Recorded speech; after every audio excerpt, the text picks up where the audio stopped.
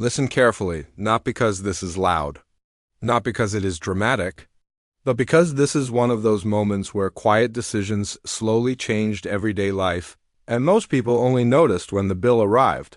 What you are about to hear is not noise, not hype, not blame, and not propaganda. It is a calm, clear explanation of how one of the most important policy areas affecting ordinary Australians slowly drifted off course, and how the cost quietly landed on households, workers, and businesses. This is not a story about anger. It is not a story about insults. And it is not a story about attacking individuals. It is a story about responsibility, about expectations, about outcomes, and about the quiet space between promises and reality. For years, Australians were told a reassuring story about energy. The message was simple and repeated often. The future would be cleaner, electricity would be cheaper, technology would solve the hard parts, bills would fall, jobs would grow, industry would adapt, the transition would be smooth, managed, and sensible. It sounded reasonable, comforting even. But today, many families open their electricity bills with disbelief. Businesses quietly scale back operations. Manufacturing plants reduce shifts or close altogether. Households rework budgets yet again, and people are asking a simple question that deserves a serious answer. How did we get here? The answer is not dramatic. It did not arrive in a single announcement or decision.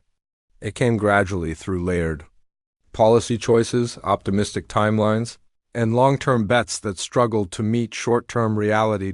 At the center of this story is energy policy itself.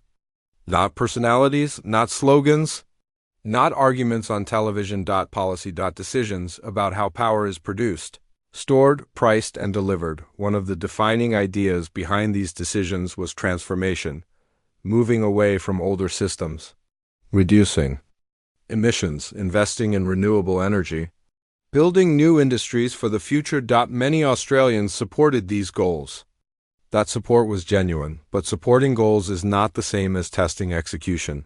One major pillar of the plan was a fuel described as transformational, clean, flexible, exportable, a solution for when wind does not blow and the sun does not shine. Green hydrogen. On paper, the idea was elegant. Use renewable energy to split water into hydrogen, store it, transport it, use it to power industry or export it globally. It sounded like progress itself, but reality has a way of entering. Quietly, producing green hydrogen requires enormous amounts of electricity. Infrastructure is complex, storage is difficult, transport is expensive, and despite years of research worldwide, it has not yet proven economically viable at large scale. That does not mean it will never work. It means it does not work now in the way it was presented. Still, expectations grew rapidly. Billions of dollars were announced. Projects were proposed. Headlines spoke of a booming hydrogen future. Then timelines slipped. Costs rose, investors hesitated, projects stalled. Some were paused, others quietly disappeared. This was not sabotage. It was not bad faith. It was economics meeting physics. At the same time, the electricity grid itself came under pressure. As older power sources were reduced or retired, replacements struggled to provide the same reliability. Renewable energy is valuable, but it is also intermittent. The sun sets. The wind slows. Batteries help, but scaling them across an entire national system is costly and complex. When supply tightens, prices rise. And they did. Household electricity bills increased sharply over a short period. For families already dealing with higher living costs, this felt overwhelming. For businesses, the impact was severe. Energy is not optional for manufacturing. It is a core input. When power costs surge, margins disappear. Some businesses reduced hours. Some delayed investment. Some closed. Each closure meant lost jobs, lost skills, lost capacity that does not easily return. Throughout this period, Australians were told this was part of a transition, that stability would come later, that benefits would arrive in the long term, but patience wears thin when the short term keeps getting harder. Another issue emerged quietly: confidence. Investors need certainty. Industries need predictability. When policy signals shift, flagship projects stall, and timelines stretch, confidence erodes. Energy systems are not built on hope. They are built on engineering, finance, and trust. When trust weakens, systems strain. This is where the conversation often breaks down. Some turn it into shouting, some turn it into blame. Some dismiss criticism entirely. That helps no one. It is possible to support clean energy goals and still question execution. It is possible to want lower emissions and also demand reliable power. It is possible to believe in innovation while accepting that not every technology is ready to carry the full load placed on it. Accountability is not hostility. Criticism is not denial. The real issue is balance. Transitions require redundancy. They require realism. They require timelines grounded in infrastructure, not optimism alone. When policy leans too heavily on future breakthroughs, risk increases. When costs are underestimated, shocks follow.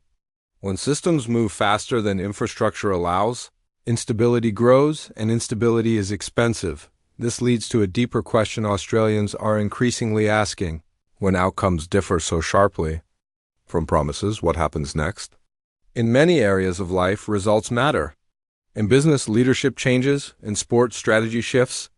In everyday work, performance is measured. In politics, accountability moves more slowly.